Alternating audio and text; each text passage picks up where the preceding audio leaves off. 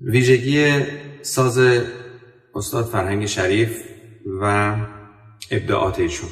وقتی ساز استاد فرهنگ شریف رو بررسی میکنیم ببینیم که ویژگی‌های بسیار خاصی در ساز ایشون وجود داره که کمتر در نوازندگان دیگه دیده میشه. اولا نحوه گرفتن مضراب به این شکل هست که مضراب روی نرمی بین دو بند انگشت سبابه قرار میگیره و شست روی اون میشینه به صورتی که شست یک همچین حالتی داره و البته این دور از حالت طبیعی دست نیست. بیشتر نوازندگان این شکل رو ترجیح میدن، یعنی اکثر نوازندگان رو به پایین مضراب میگیرن و مضراب رو در این قسمت قرار میدن بین سه تا انگشت، ولی ایشون اون رو روی انگشت سبابه قرار میده. تصوری که ممکنه خیلی از هنرجویان داشته باشن اینه که این نوع روش انگار یک روش غیر علمی یا دقیق هست، در صورتی که این روش بسیار صدای خاصی رو ایجاد میکنه و اینکه معروف استاد شریف صدای بسیار زیبایی از ساز در می آوردن که در بین اکثر نوازندگان منحصر به فرد هست و تنوع صدایی که در میارن هست. شاید یکی از دلایلش همین گرفتن مضراب هست که موم روی نرمی این انگشت قرار میگیره و زاویه مضراب نسبت به مجموعه سیم یک زاویه متفاوتی هست. خیلی از اساتید موقعی که هنرجویی بخواد دستشو اینطوری بگیره به او اشکال میگیرن که اصلا این روش بسیار روش خراب یا بدی هست، ولی اگر یه مقدار با دقت بیشتری به این شیوه نگاه کنیم و بعد سعی کنیم این نوع شیوه رو هم تجربه کنیم می‌بینیم که صدای خاصی از ساز در میاد.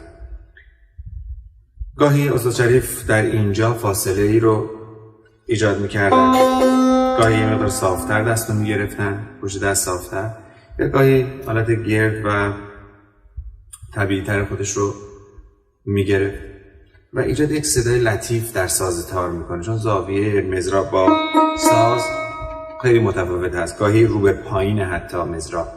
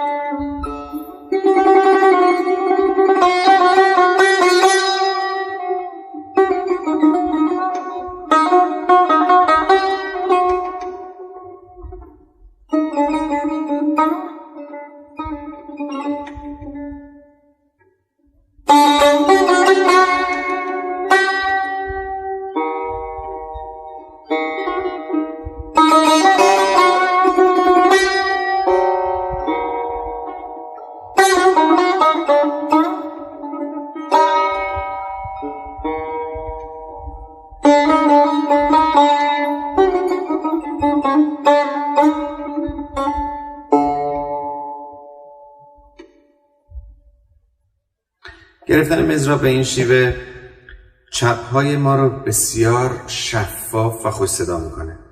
دقت کنید در این چپ‌هایی که معمولا پی در پی و با حالت ستاری در ساز ایشون دیده میشه،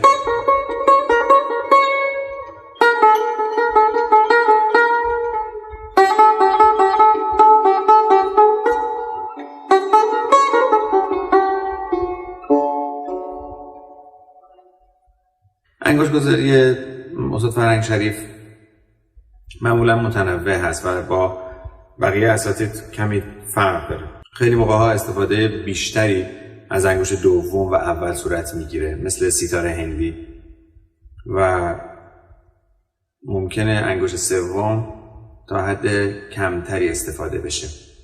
ایشون با مضراب گذاری در نقاط مختلف سیم ایجاد صداهای متنوع میکنن، در ناحیه پوش یا در ناحیه نزدیک به خرک.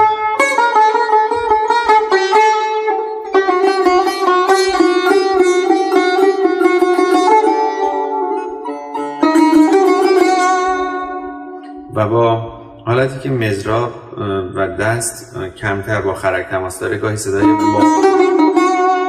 تو دماغی تری ایجاد میکنن یا بازتری ایجاد میکنن و با تماس زیاد با خرک در بعضی مواقع صدای تو دماغی یا قونه‌ای ایجاد میکنن.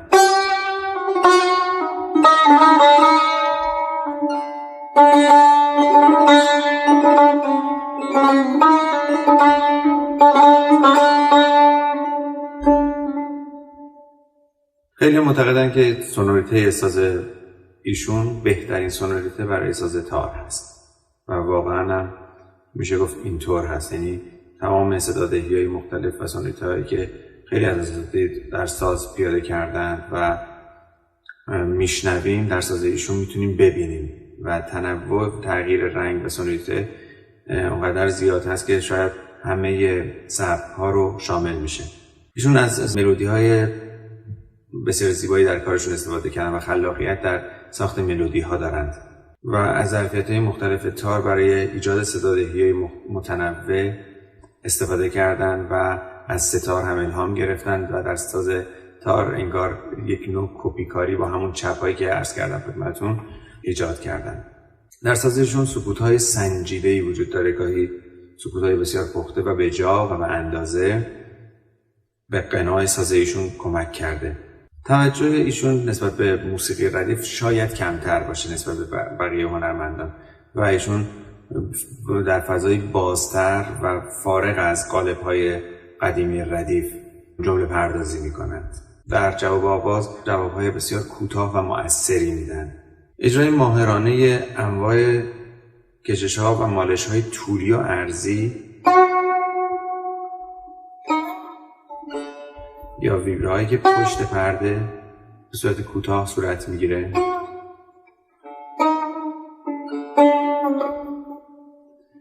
و همچنین گلیساندهای رو به عقب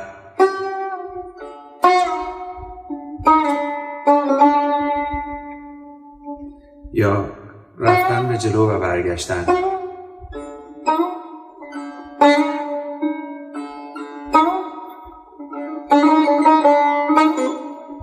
که این نوع گلیساندو ها رو میتونیم برگرفته از نوعی نوازندگی در ویولون بدونیم که در دوره ایشون خیلی رایج شد و شاید ایشون از این ساز خیلی الهام گرفتن.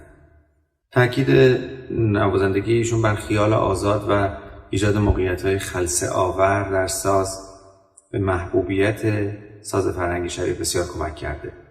آقای فرهنگ شریف از کوک‌های مختلف در ساز خودش استفاده کرده. به عنوان نمونه مثلا در اجرای صبحگاهی که ما خواهیم داشت می‌بینیم که دو سیم اول دو، بعد سیم‌ها از بالا به ترتیب ر، میکرون، فا دیز، سل. و ایشون مهارت بسیار زیادی داشت که با راست در حین قطعات این نوت‌ها رو به صدا در می‌آورد. نه با چپ. حالا یه موقع‌هایی هم از چپ ممکن استفاده شده باشه ولی معمولا با راست میتونست دقیقاً به سیم مثلا هنگام بزنه.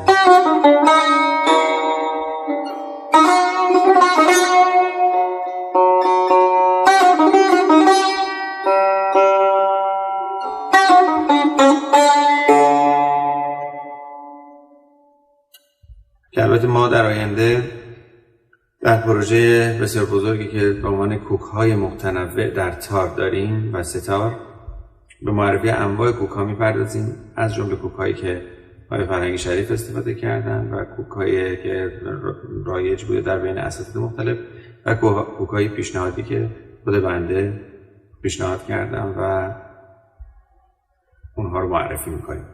خیلی موقع‌ها هنرجویان فکر می‌کنن تکنیک تون زدن سازه، در صورتی که می‌بینیم یه سری حرکت‌هایی که در ساز استاد فرهنگ شریف وجود داره و دور از اون تندی هاست بسیار مشکل و اجرای اونها واقعا سخته و نیاز به تمرین و ممارسات سالیانه داره تا بتونیم به اون نزدیک بشیم. همچنین آقای شریف از دوبل نوت ها استفاده زیادی دارن. البته در این کوکی که من الان در ساز کردم ممکنه که چون دو سیم متفاوته انگشت گذاری نمیشه کرد نمیشه اجرا انجام داد، ولی خیلی موقع ها میبینیم که دوبل نوت ها استفاده میشه. به نوعی آقای شریف با الهام از موسیقی وزیری، موسیقی ردیف، یک نوع تکنوازی فانتزی رو ایجاد کردن. شاید بهترین واژه‌ای که برای ساز ایشون بتونیم استفاده کنیم نوعی تکنوازی فانتزی هست. این تکنوازی به صورت هنرمندانه هم به ردیف میپردازه، هم به ریزه‌کاری ها، هم به حالتهای خلسه آور و هم به نوآوری در ملودی های جدید.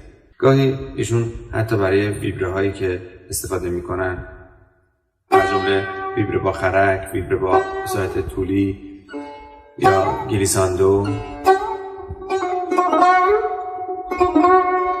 از دسته هم ایجاد یک تناوب صدا و یا اکو یا ویبره میکنن.